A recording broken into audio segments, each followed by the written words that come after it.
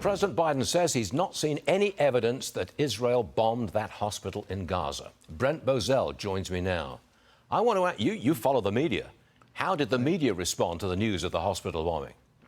Well, I think I want to be fair here. I think the first reaction on hearing the news from any professional, and this would include a journalist, was that it was an Israeli missile that went off course. But then on quick calculation, you would recognize that A, Hamas has fired many missiles that have gone off course. B, Hamas has no concern for the value of human life, uses their own people for human shields, and therefore C, it could just as easily have been Hamas. So I think immediately the coverage should have been one side says one side says the other. We don't know yet. Initially, CNN, for example, did not take that position. It leaned on the side of Hamas. Later on, as the video footage came out, released by the Israelis, later on, CNN's coverage evened out with Anderson Cooper. The networks, however, were playing the moral equivalency game last night when that video was out. Here's the key part. At 3:46 this morning came the audio conversation between two Hamas terrorist commanders talking and confirming that it was one of their missiles. So the question will be today, the story should be from everybody. It was Hamas that butchered up to 500 of its own people. But I don't think you're going to see that story.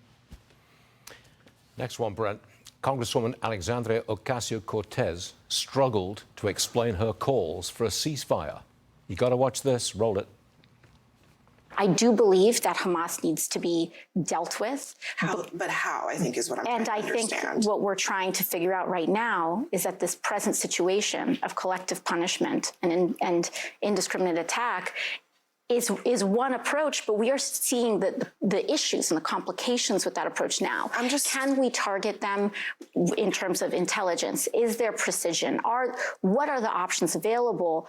Are entirely up to the administration and for Israel to examine and explore.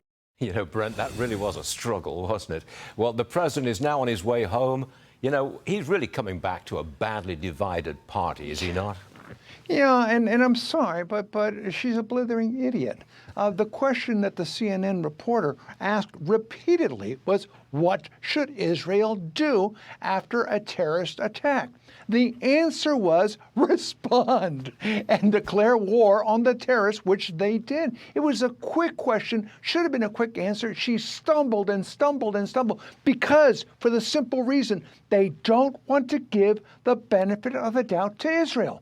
And therefore, it's all about the Palestinians. This was never about the Palestinians. This is about Hamas, a terrorist organization. But she can't do it. The far left cannot do it. She and the squad cannot show solidarity with Israel. And I challenge them right now on national television. I challenge you to say, I stand unequivocally with Israel. They can't do it.